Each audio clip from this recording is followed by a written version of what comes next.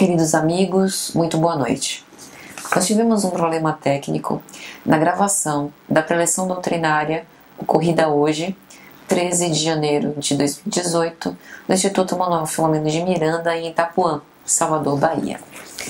Nós conseguimos realizar a palestra a contento, conforme planejado, mas como a gravação deu problema, e nosso intuito com o canal Lições de Amor é guardar e veicular para a posteridade, para outros corações que não puderam estar presentes, a mensagem do Cristo, que é a real e única vedete desse espetáculo, nós preferimos dedicar mais uma hora para repetir as nossas descoloridas ilações, a nossa mensagem, e por isso estamos gravando esse vídeo. Dito isto, vamos começar. Para que nós reflitamos sobre o Ano Novo e o seu real sentido, é interessante voltar um pouco do tempo, consultar o Antigo Testamento da Bíblia de Jerusalém, precisamente no livro do profeta Ezequiel.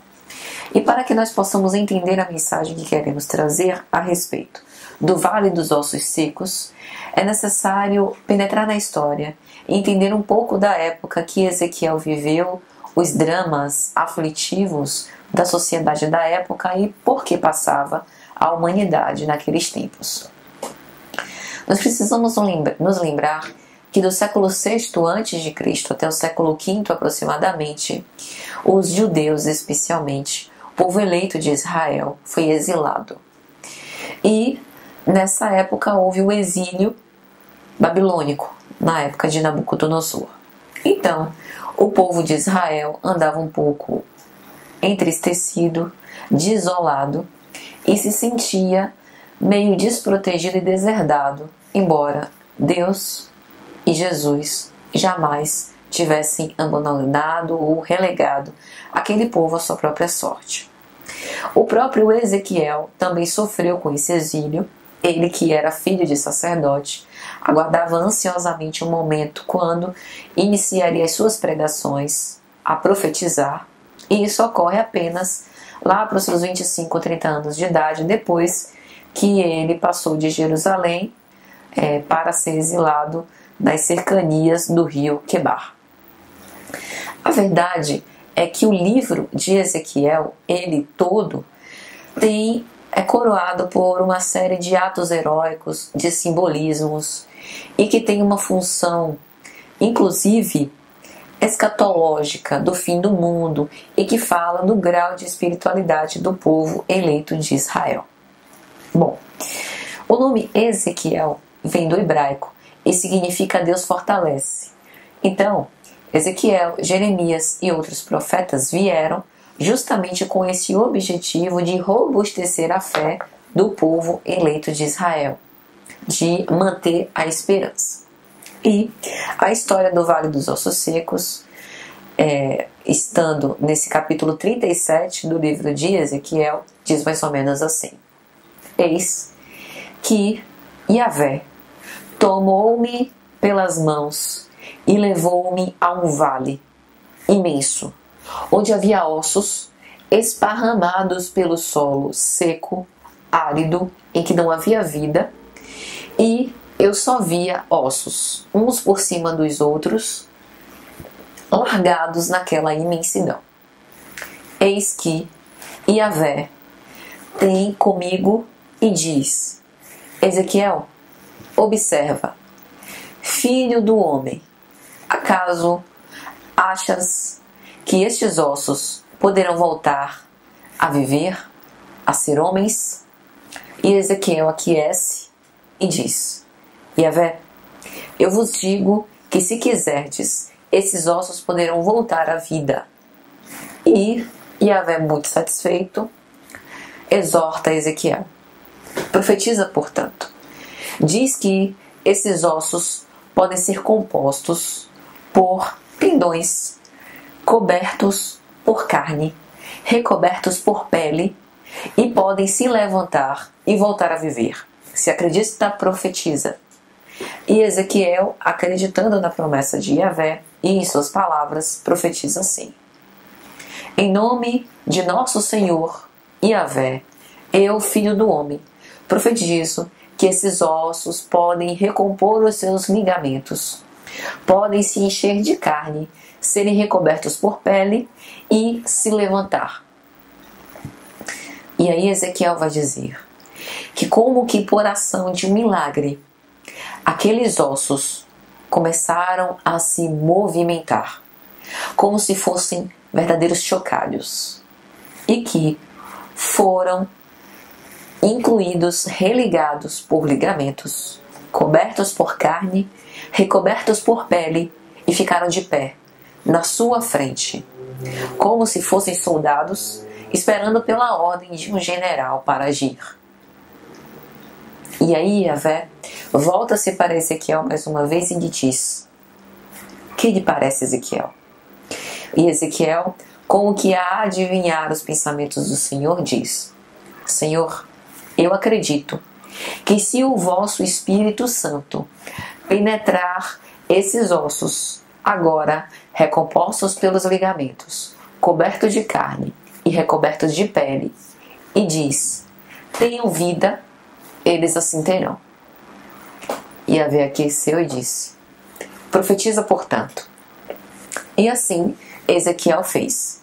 E ele vai terminar essa narração do Vale dos Ossos Secos dizendo: então ele me disse: filho do homem, estes ossos representam toda a casa de Israel. E está a dizer: os nossos ossos estão secos, a nossa esperança está desfeita, para nós está tudo acabado. Pois bem, profetize e dize-lhe: assim diz o Senhor Yahvé: eis que abrirei os vossos túmulos e vos farei subir dos vossos túmulos ao meu povo, e vos reconduzirei para a terra de Israel. Observe como é contemporâneo, como é atual esse texto do Antigo Testamento, 6 séculos antes do Cristo, para o nosso tempo. Como nós nos sentimos deserdados da sorte, como nós nos sentimos desesperados quando vemos a iniquidade tomando monta, se levantando perante os justos e os bons. Como vemos, com poucas iniciativas de fazer o bem, ainda que floresçam vívidas, mas tem bem menos ibope do que a maldade, do que a maledicência, do que as frivolidades de toda sorte. Quando nós vemos o crime alardear a mancheias o seu rastro impregnado de horror, nós nos sentimos desesperados. Onde Deus? Onde a justiça? Onde a promessa divina? Mas nada que aconteça conosco, que exista sobre o mundo, que esteja sobre o domínio do Criador, passa por ele despercebido. Os insondáveis desígnios do Criador continuam até hoje mandando não só na Terra, como em todos os universos. Yahvé é o Senhor de todos os homens, de todas as épocas. E se Ele quiser, quero que esses ossos tenham vida, assim acontecerá.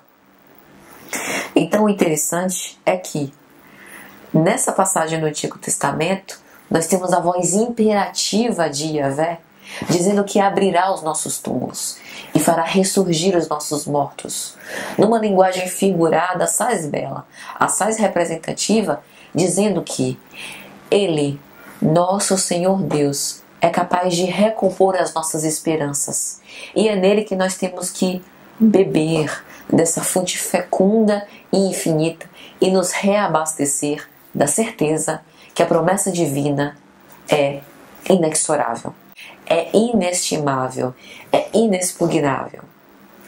Então, há 20 séculos, 6 séculos depois dessa profecia de Ezequiel, eis que o Cristo vem ter conosco.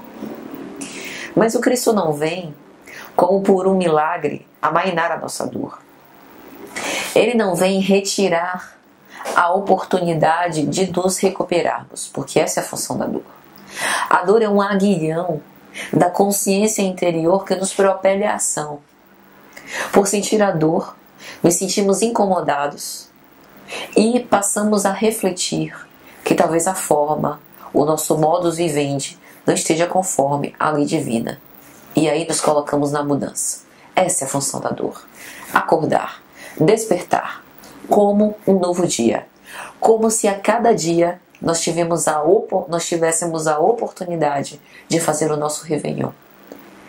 Para mudar de conduta, é necessário fazer uma operação aqui, nos nossos pensamentos. Porque no momento em que nós pensamos, plasmamos a realidade que queremos que venha à tona, que queremos conceber. E é a partir desse movimento que vamos criando todo o psiquismo necessário para essa energia que reverbera consonante ou dissonante com a realidade divina, com os desígnios divinos. Só depende de nós. Se nós quisermos nos rebelar contra a lei, contradizê-la, contrariar, nos insuflar contra, nós temos todo o direito. Mas precisaremos pagar.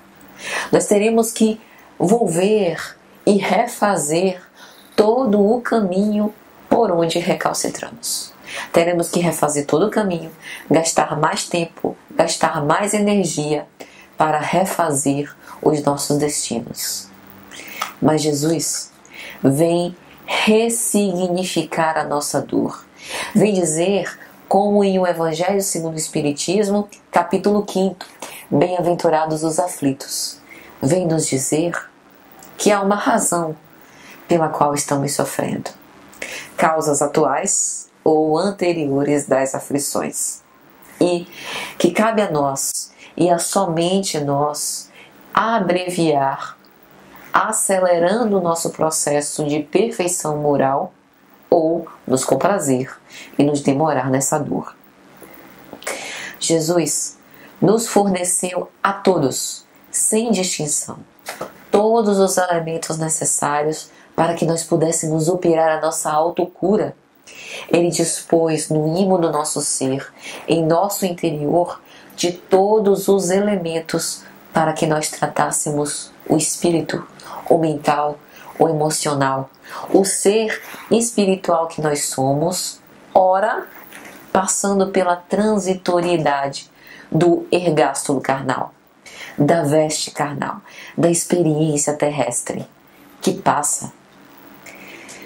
Nós, invariavelmente, todos, sem exceção, estamos encarnados na Terra não para sermos pais, não para sermos mães, filhos, cônjuges, para sermos destacados em nossa profissão, para termos o poder em nossas mãos e ter pessoas sob os nossos mandos. Não. O objetivo invariável de toda e qualquer criatura humana que encarna aqui é aprender a se relacionar. E a depender do bom ou mau relacionamento que temos com os nossos confrades e confreiras, com os nossos irmãos, com os nossos parceiros de lide terrena, aí estaremos mais ou menos espiritualizados. Allan Kardec, em O Evangelho segundo o Espiritismo, quando vai falar no capítulo 17 sobre sede perfeitos, caracteres da perfeição, ele vai dizer que a régua para medir o nosso grau de espiritualização está no quanto de amor ao próximo nós somos capazes de dar. Essa é a medida. Então observe que Jesus nos forneceu todos os elementos para a nossa autocura. É como se ele disponibilizasse no imo do nosso ser uma farmácia, com medicamento para todas as nossas moléstias, porque não nos enganemos. Mesmo as moléstias aparentemente meramente físicas, elas nascem da alma. Porque se cada célula ou fibra do meu corpo se conecta de forma indissociável com as fontes energéticas, com as pequenas usinas que são as minhas células perispirituais, Entre aspas, isso significa que nós temos uma conexão mental que dá comando às células. E que, se nós quisermos, podemos, através de uma mudança de comportamento, de psiquismo, dar comandos positivos, viver bem, mais equilibrados, em harmonia dessa conexão corpo-espírito. O espírito influencia e dá comandos em nosso corpo, que é um instrumento de trabalho para os desafios que passamos nessa lei terrena. Mas o corpo também influencia nessa experiência como almas encarnadas dos seres espirituais que nós somos.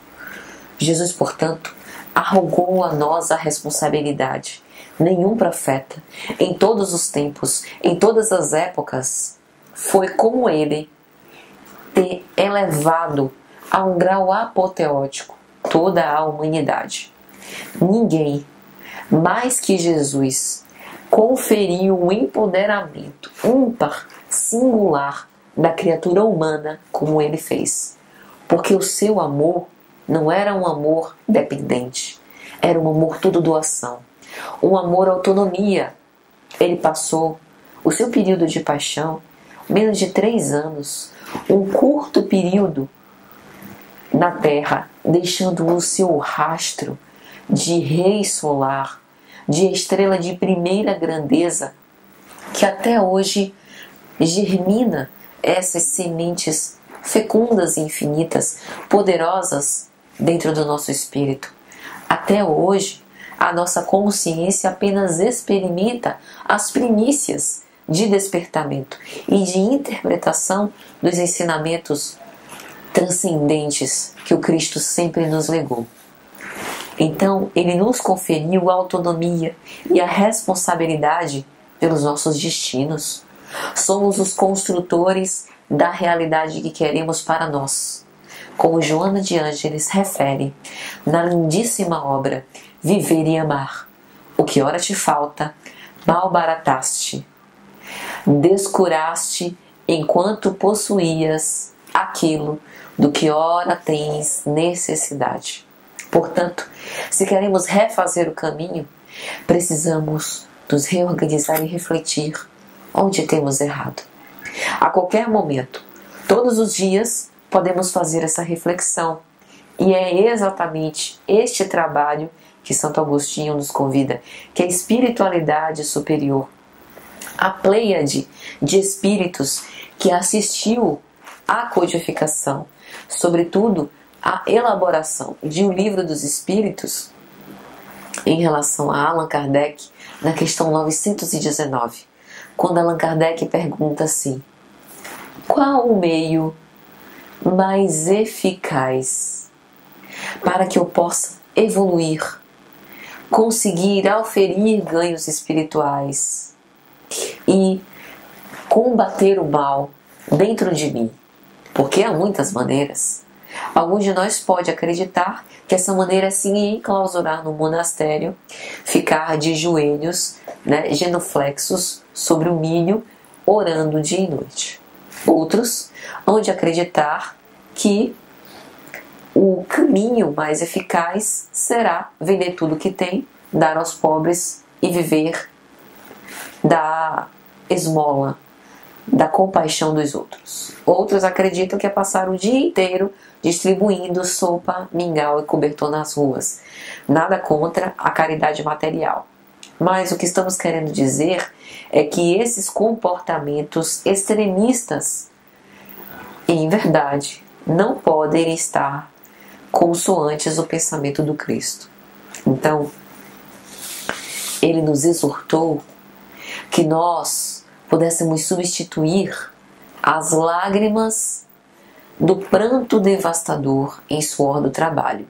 E na questão 919, a espiritualidade responde a Kardec: um sábio da antiguidade já vos disse, conhece-te a ti mesmo. E Santo Agostinho complementa a mensagem dizendo: fazei aquilo que eu fazia quando eu estava na terra, todos os dias, após finalizar as minhas tarefas, ao rezar antes de dormir, passava em revista tudo aquilo que havia feito no meu dia, todos os detalhes da minha caminhada, aquilo que tinha feito de bem, o que tinha feito de mal, o mal que eu não queria fazer que fiz, o bem que eu deveria ter feito e não fiz, e assim traçava para o dia seguinte um plano para levar a efeito aquilo que eu deixei por fazer e continuar fazendo bem aquilo que eu já estava fazendo bem. Todos os dias nós temos um ano novo, uma página em branco no livro da vida que nos pode levar a construir uma vida nova. Mário Sérgio Cortella, professor e filósofo brasileiro, costuma dizer que quando nós não temos mais nenhum laivo de móvel para nos manter de pé, nós devemos esperançar. E há uma sutil diferença entre os verbos esperar e esperançar. O Cristo é o grande consolador em todos os tempos, não porque Ele seque as nossas lágrimas, não apenas, mas porque Ele dá o exemplo do trabalho, a carpintaria do seu Pai, onde Ele passou boa parte da vida, ensinando que através do serviço útil aos semelhantes, que nós podemos nos burilar, acrisolar o nosso espírito. Observe, Jesus não instituiu sequer uma religião. Ele não disse que o caminho é seguir como os apóstolos, catequizando as pessoas. Não. Ele não disse que nós deveríamos nos aposentar nos monastérios e ficar presos, imersos sob a égide da caridade, da bondade e de fazer o bem segundo as convenções religiosas. Jesus Cristo elegeu o trabalho como palco de bênçãos e Ele nos exortava que não esperássemos cair dos céus algo. Ele oferecia um consolo ativo, dinâmico. Queres ser consolado? Consola alguém que está em condição mais miserável que a sua. Observa que maravilha! Quando nós calamos o nosso choro para enxugar as lágrimas de um de nossos irmãos, primeiro nós saímos do foco. Antes, o nosso foco era a nossa dor, as nossas lamúrias, as nossas agruras, dilacerando a nossa carne sensível, a tessitura da alma, nos atormentando. No momento em que temporariamente nós esquecemos essa conjuntura, nos voltamos para uma miséria mais acendrada que a nossa e sentimos prazer em ajudar, porque a luz que iluminamos não é do outro, é nossa, em nosso interior que espraia. Por isso que fazer o bem não faz bem ao outro, faz bem a nós, porque nos ilumina.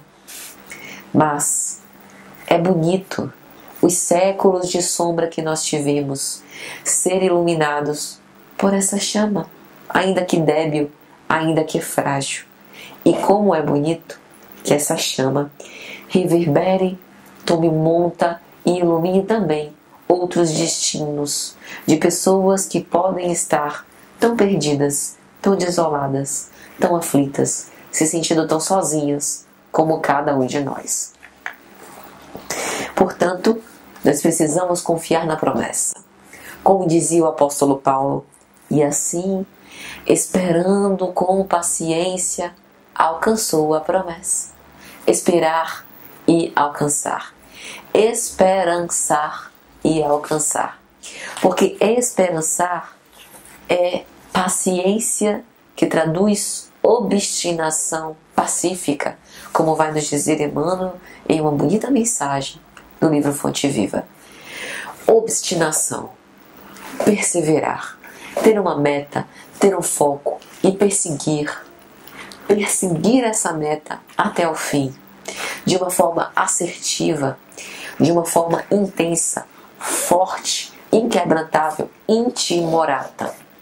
Mas sem guerrear, sem ser um pseudo-justiceiro, de querer dizer que é um defensor do bem e um inimigo do mal. Ora, Jesus, um espírito puro, governador do nosso orbe, senhor de nossos destinos, nosso irmão mais velho, que com tanto carinho deu a vida por nós, nos ensinava que é necessário que o joio nasça junto com o trigo. Veja que imagem bonita para nos dizer que não há predileção de pessoas, que o trigo, só porque é bom, não tem que nascer disjunto do joio, que é mau. A erva daninha que nasce junto com o trigo tem muito a aprender. Tem um belo exemplo da vitalidade, da saúde de uma planta boa. E a planta malsã tem muito a ensinar o trigo também. A paciência, a perseverança, que o que é hoje é mal não está fadado à maldade. Nós estamos fadados ao progresso, à redenção, à perfeição moral. Portanto, não devemos extirpar o mal. Devemos educá-lo para que cresça, dê frutos bons como a árvore boa. E observe que Jesus, nesse consolo todo dinâmico, todo ativo, era todo candura, todo ternura, todo compaixão, todo amor, mas tinha uma voz imperativa. Pedi e obtereis, batei e abre-se-vos-á, espera e alcança, buscai e achareis. Fazeis resplandecer a vossa luz diante dos homens. Observe que interessante. Nós todos sabemos que nós não somos perfeitos, mas Jesus não nos quer perfeitos. Jesus nos quer perfectíveis, exatamente como nós somos. Observe que nem os seus apóstolos, os que gozaram de um trato mais íntimo, de uma convivência mais próxima, nem esses não eram perfeitos. Eram melindrados como nós, eram agressivos como nós, eram irascíveis como nós, eram irritadiços como nós, eram criminosos como nós, eram teimosos como nós, eram frágeis como nós. Mas Jesus nos aceita. Ele tinha à disposição doutores da lei, homens da ciência contemporânea, homens das letras, homens que tinham um conhecimento intelectual. Ele tinha à disposição outros cristos, os anjos que o cercavam e o acompanhavam na sua missão magnânima. Mas ele preferiu seres empedernidos, seres frágeis. Ele preferiu a argila para que pudesse moldar como um artesão. Que lição! Porque se ele tivesse escolhido anjos, essa mensagem estaria muito distante da nossa realidade. Mas como ele escolhe pessoas comuns, com características como as nossas, nós nos identificamos e nos sentimos encorajados a nos espelhar neles, a nos espelhar na mensagem divina e transcendente do Cristo e a esperançar.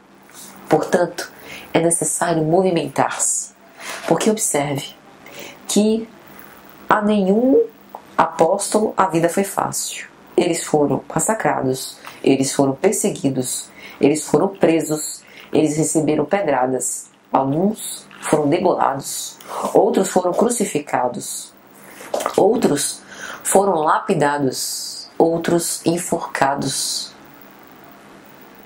Qual a mensagem? A mensagem é que o testemunho vai nos solicitar o que temos de mais valioso, a nossa vida. Mas feliz no homem que perde a sua vida material, o seu ego, a sua vaidade, para ganhar a vida eterna. Essa é a real mensagem cristã. Então observe que ele não nos exorta um consolo apático, mas um consolo dinâmico, de nós mantermos as nossas mãos súplices em sua direção, porque ele, como a espiritualidade superior, permanecem atentos, disponíveis, sempre a nos dar aquilo que precisamos. Precisamos ascender e nos espiritualizar até eles, e não solicitar que eles se materializem para a nossa realidade das paixões que passam, como vai dizer Emmanuel. Toma a tua cruz e segue-me. A mensagem de nós testemunharmos os seus ensinamentos.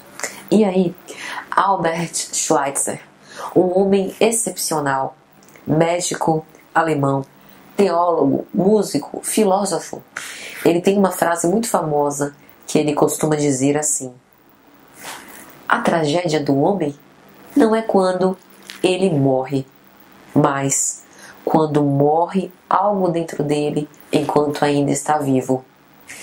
Por quantas provas nós não passamos que sentimos morrer as nossas esperanças, a nossa candura, a nossa inocência, quando conhecemos a maldade. Muitas vezes quando somos defrontados com um trauma, ainda em idade tenra, idade infantil, quantos abusos, quantos tormentos psicológicos, quantos transtornos psicológicos, psiquiátricos. Alguém foi instrumento e nos escandalizou. Mas é necessário amainar tudo isso. E ainda nessas circunstâncias dolorosas em que a dor nos visita, perceber o significado por trás de tudo isso. Perceber que Deus tem um plano para nós. Jesus confiou em nós. Ele funcionou como o nosso advogado de defesa, nos defendendo perante a lei. Ninguém os moleste, ninguém os admoeste, porque eles são os meus meninos.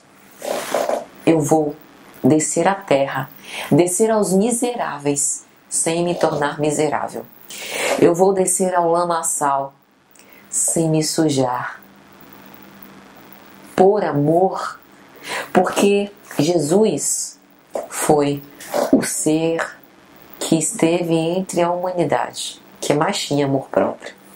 Ele tem tanto desejo de progredir espiritualmente, de evoluir, que ele compartilha da sua luz fulgurante com todos nós, e isso há 20 séculos. Ele tem tanto amor próprio que ele quer espraiar a mãos cheias estes raios fúlgidos do seu amparo, do seu amor, da sua imensa misericórdia a todas as criaturas, impregnando o planeta terrestre com sua luz e com o seu magnetismo. Quando nós lemos a obra A Caminho da Luz pelo Espírito Emmanuel, nós temos uma parca noção da grandiosidade desse ser estelar. Vai dizer Emmanuel: Deus fez-se desprender um bloco de matéria informe, o rascunho, o esboço daquilo que seria milhões de anos mais tarde, o planeta Terra, e entrega nas mãos compassivas de Jesus, para que ele, como artífice hábil, molde todos os elementos naturais e projete todas as formas de vida neste planeta, que ele impregna com o seu amor. E então, vai dizer Emmanuel, com um imenso cadinho, um laboratório de matérias ignescentes, ele convoca os paladinos do bem, os arquitetos do bem maior, da espiritualidade superior, para testar, manipular os elementos naturais e compor as maravilhas da criação que hoje os nossos olhos podem contemplar. Jesus, antes do nascimento da Terra, já era puro. Ele é o divino escultor do orbe terrestre, o nosso governador planetário, o Senhor dos nossos destinos, e veio pessoalmente afiançar. Estes eu garanto. Se você está vendo eles ainda meio imperfeitos, me prenderam, me crucificaram, não acreditaram muito bem na minha mensagem, não ligue não. Olha, no futuro, esses daí, ó a safra, vai ter safra boa daí. Eu, como ceifador divino, já saí a semear, espalhei as sementes e essa boa terra vai dar. 30 por 1, 60 por 1, 100 por 1, eu garanto. Jesus nos defende perante a lei. Ele acredita na nossa potencialidade. Acredita que em germe há um ser divino dentro de nós que pode dar frutos em breve. Só depende de nós. Só depende do nosso contributo. Porque o reino dos céus não é um lugar. É uma construção divina no coração dos homens, como vai dizer Humberto de Campos. Portanto, é uma edificação dos patrimônios mais sublimes espirituais de Deus em nosso terreno. Para isso, nós só precisamos abrir a porta, nos tornar suscetíveis, nos tornar disponíveis e querer receber os tijolos, a argamassa, o cimento, todos os elementos para essa construção. Jesus precisa de mãos laboriosas para o serviço. Precisa de ferramenteiros para trabalhar. E nós temos feito isso. É esta a reflexão. O ano será novo quando nós quisermos ter uma mudança de pensamento e de conduta. Quanto dermos voz a este ser divino que vige, que grita, que exulta dentro de nós. E se a cada dia nós temos uma oportunidade de renascer, é por isso que anos mais tarde, e especialmente neste mês de janeiro, completamos 150 anos da última obra do Pentateuco Espírita, da Codificação Espírita por Allan Kardec. Nos referimos ao livro A Gênese. A Gênese é um livro que fala sobre Deus, a criação, sistemas, o bem e o mal, sobre o Consolador, sobre a natureza divina do Cristo, sobre milagres, sobre predições, sobre o futuro e, sobretudo, sobre a mensagem de amor que Deus impregnou na criação. Mas a obra Gênese fala de um aspecto sumamente interessante, que a nós cabe agora ressaltar: o tempo. E Allan Kardec, no capítulo 6, quando vai falar da uranografia geral, diz assim: o tempo é a sucessão das coisas, está ligado à eternidade, do mesmo modo que as coisas estão ligadas ao infinito. O tempo não existe. Agora deu um nó. Como é que o tempo não existe se o meu relógio marca a associação dos segundos, dos minutos, das horas, dos dias? Se eu olho pela minha janela, vejo o sol nascer, depois o sol se pôr, vai dia, vem dia. Como é que o tempo não existe? O tempo, em nosso orbe, é diferente do tempo em outros planetas, em outros universos, em outras dimensões, porque o tempo é relativo e nós precisávamos encontrar uma forma de mensurá-lo para poder quantificar a nossa vida apenas para fins pragmáticos, práticos, de entender a sucessão dos períodos. Mas na verdade, o tempo é uma grande linha tênue e contínua. E se nós observarmos que é uma integração espaço-temporal, tornando-os indissociáveis, nós imaginamos que é possível então navegar pela linha do tempo e presente, passado e futuro se tornam singulares. Uma singularidade que, a depender do nosso nível de consciência, teremos uma clara percepção. E é por isso que a predição em algumas pessoas mais sensíveis se dá com extrema facilidade, por ser uma faculdade do espírito que tem olhos não materiais para ver aquilo que os nossos sentidos, por ora, obliteram e turvam um pouco a nossa vista. Observe que, conforme Allan Kardec diz em A Gênese, o tempo é como uma gota d'água que cai da nuvem em direção ao mar e cuja queda é medida. Ou seja, os fenômenos naturais não deixam de acontecer para que o tempo seja medido. Isso nos leva a uma conclusão especialmente relevante. Temos todo o tempo do mundo, porque somos seres fadados ao progresso e à eternidade. Mas precisamos nos adiantar, porque a pressa é nossa de chegarmos mais cedo ou mais tarde ao encontro com o Pai, de agirmos em consonância ou não com a verdade divina. A urgência, ela é toda nossa.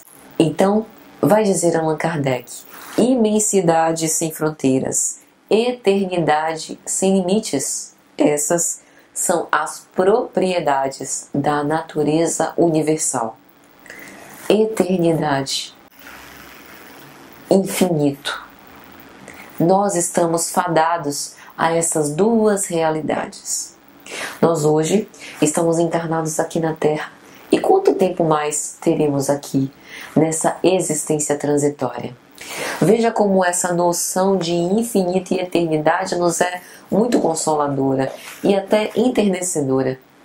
Porque ainda que a nossa vida material seja extinta, nós continuaremos vivos, trabalhando, proclamando hosanas à criação e sendo servos e instrumentos da divindade.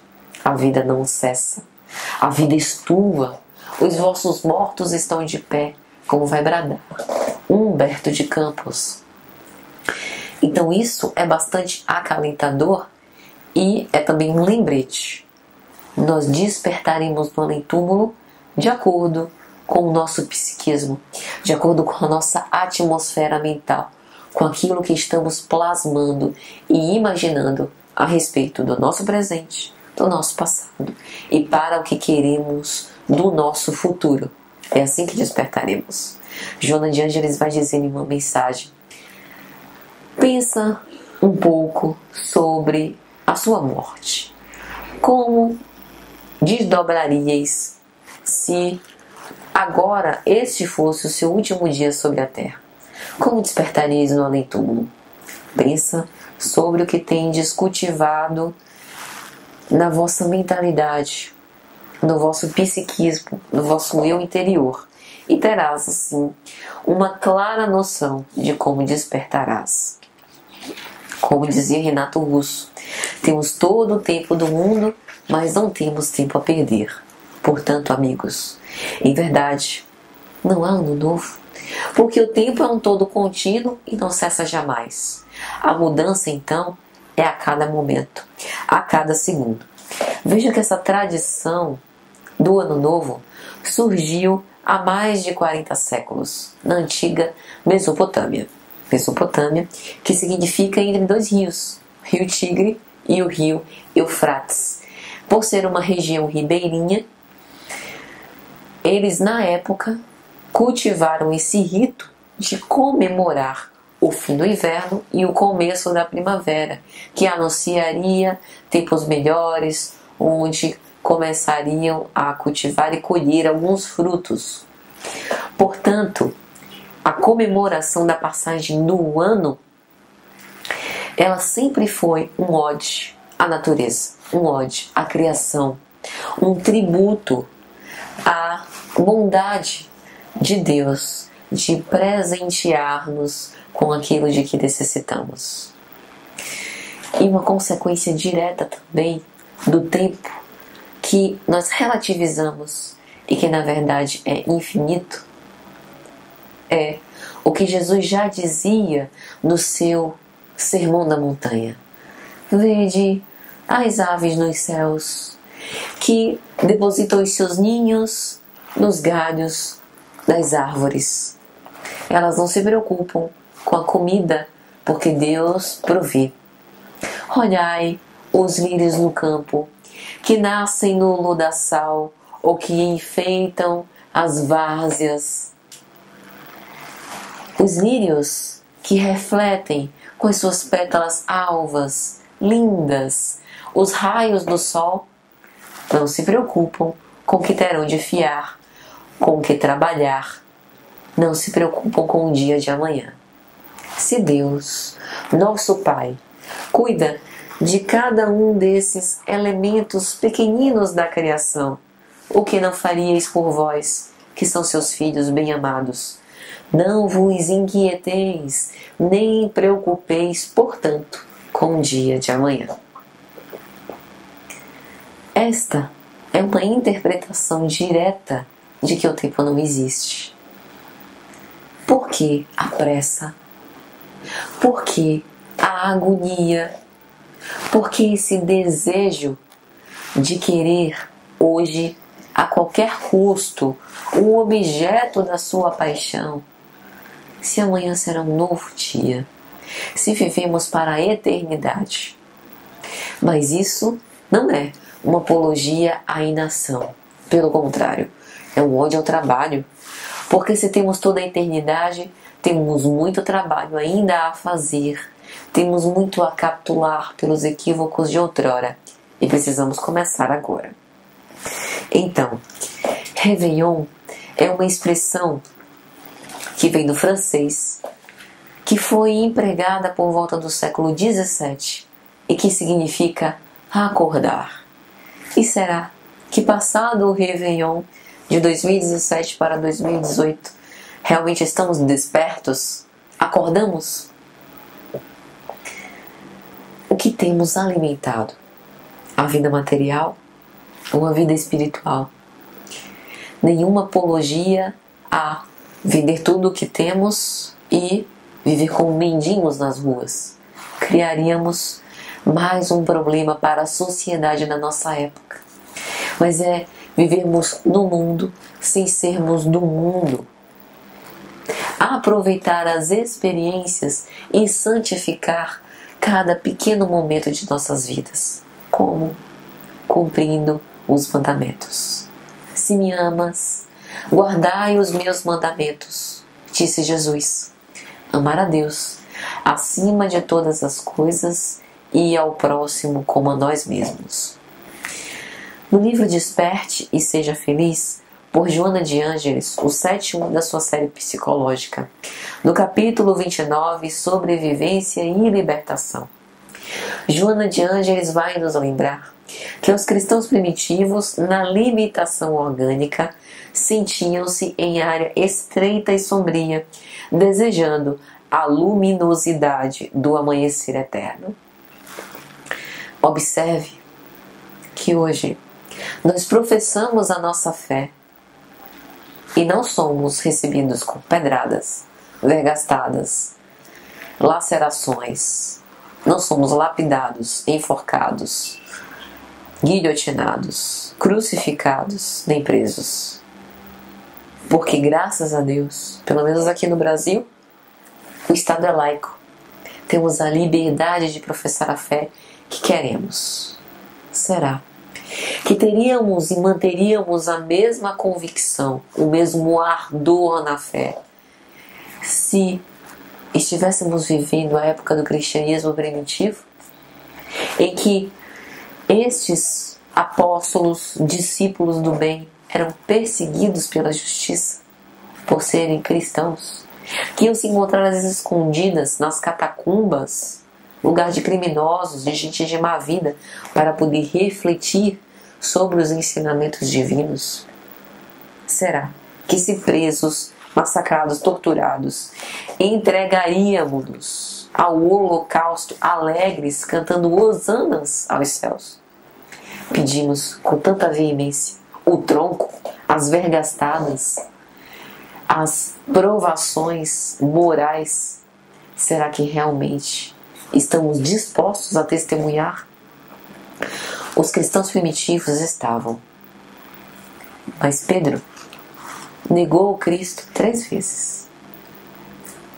Observe que paciência é obstinação pacífica, como vai dizer Emmanuel. Jesus sabia, mas sabia que tudo leva um tempo. O apóstolo Paulo se perguntava: por quê?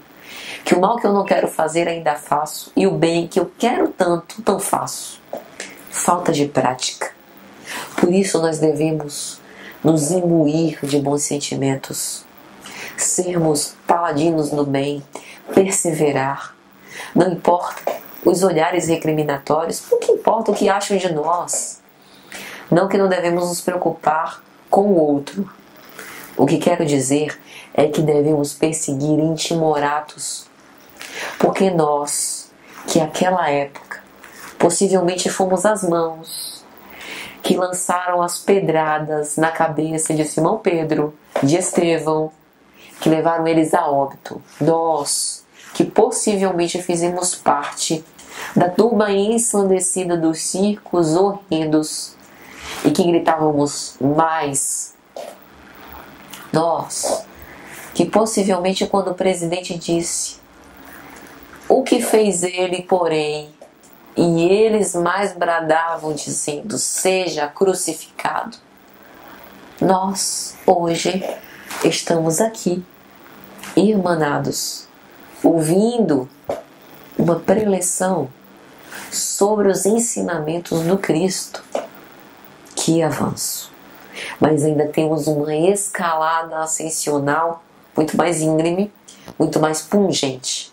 E o sofrimento é a porta de iluminação que pode nos levar a alçar voos rumo aos arcanos do progresso. Basta querermos. Portanto, precisamos confiar na promessa divina. Precisamos bendizer as vicissitudes. Se a noite é só treva, amanhã o sol raiará em nossa vida, clarificando os nossos destinos. Precisamos acreditar nisso. O que semeia no Espírito se fará, como diz o apóstolo Paulo em Gálatas. Portanto, cabe-nos, para finalizar, amigos, refletir. Que realidade temos dado voz? A realidade espiritual ou a realidade material? Será que nós realmente compreendemos as causas anteriores e atuais das aflições? Como Allan Kardec vai dizer no capítulo 5º, que já mencionamos aqui: bem-aventurados os aflitos, bem-aventurados os que choram, porque serão consolados. E Allan Kardec vai dizer assim: assim como para o trabalhador o sol nasce no dia seguinte e começa uma nova jornada em que pode recuperar o tempo perdido, para ele também brilhará o sol de uma vida nova após a noite do túmulo, e na qual poderá aproveitar a experiência do passado e pôr em execução suas boas resoluções para o futuro. Veja que maravilha! Se cada noite é nova sombra, cada dia é nova luz. Assim como cotidianamente temos a noite para nos refazer e nos restabelecer no dia seguinte com todas as forças, varonilmente, como vai dizer o apóstolo Paulo, para enfrentar os desafios do dia a dia, em espírito. Cada dia nós podemos renascer para poder fazer brilhar a nossa luz. Nós passaremos por dificuldades, nós teremos que enfrentar com muita resiliência e paciência as vicissitudes. Mas, amigos, não vos inquieteis com o dia de amanhã. Não vos impacienteis. Permaneçamos serenos e resolutos, inquebrantáveis. Eia agora, como dizia o apóstolo Tiago, levanta os pés cansados e os joelhos desconjuntados, como nos exortava o apóstolo Paulo. E para finalizar, preciso lembrar de uma história. A parábola do festim de bodas ou do banquete nupcial. O reino dos céus é semelhante a um rei que exorta aos seus servos que saiam para chamar os convidados, que quer comemorar as núpcias de seu filho. Mas os servos, tendo ido, os convidados não quiseram vir. O rei então pede mais uma vez que os convidados sejam chamados pelos seus servos, e uns foram ter nas suas casas de campo, nos seus divertimentos, e outros foram para os seus negócios. São as prioridades que nós elegemos: vida material, vida espiritual. O rei, não satisfeito, pede aos seus servos que saia mais uma vez, e os servos dessa vez foram maltratados, sacrificados, torturados e até mortos pelos convidados. Os circos de horror da antiga Roma, onde os cristãos eram mortos e sentenciados ao holocausto, como se fossem espetáculos públicos entregues às feras famintas e despertando felizes e fulgurantes no além-túmulo. Então o rei, enfurecido, exorta os seus servos: saiam, vão às encruzilhadas, chamem todos que lhes aparecerem à frente, porque há muitos chamados, mas poucos os escolhidos. É de se estranhar uma festa real em que o rei pede que os servos, depois de terem chamado os convidados e esses não tendo aquecido, pelo contrário, até maltrataram os seus servos, o que já nos causa grande estranhamento, porque era um comunicado real. Quem vai ser o louco de dizer não? Ou de preferir outros divertimentos ou negócios e não perceber o valor daquele chamamento, daquele convite real. Não obstante, a parábola nos diz que depois dos servos terem chamado os convidados e estes terem dado de ombros, eles saem para as encruzilhadas chamando qualquer um. Que festa real é essa, popular, em que qualquer um entra? Mas, como na parábola, para que nós não sejamos lançados às trevas exteriores, onde haverá ranger de dentes, nós precisamos estar com a túnica nupcial, ornar o nosso espírito de virtudes, e para isso é necessário trabalho. Recomeçar no dia seguinte a tarefa que largamos no dia anterior. Recomeçar no segundo seguinte, não permitindo que o desânimo nos tome conta e assome em nós. É necessário ter fé, é necessário ter esperança, é necessário ter força, é necessário ter bravura para perseverar nesse mundo de provas e expiações e nessa nossa sociedade hedonista, egoísta, narcisista, porque é reflexo ainda de nossas imperfeições. Mas chegaremos lá. Jesus afiançou. Vamos acreditar nele, porque ele deve saber o que está dizendo. Que nosso Senhor Jesus Cristo nos abençoe e nos ilumine. Que este ano de 2018 seja pleno de bênçãos e que nós possamos chegar em janeiro de 2019 convictos: dei o meu melhor, fiz tudo que planejei e mais, dei o gás, dei o meu sangue E hoje me enxergo feliz, satisfeito, bem melhor do que janeiro do ano passado.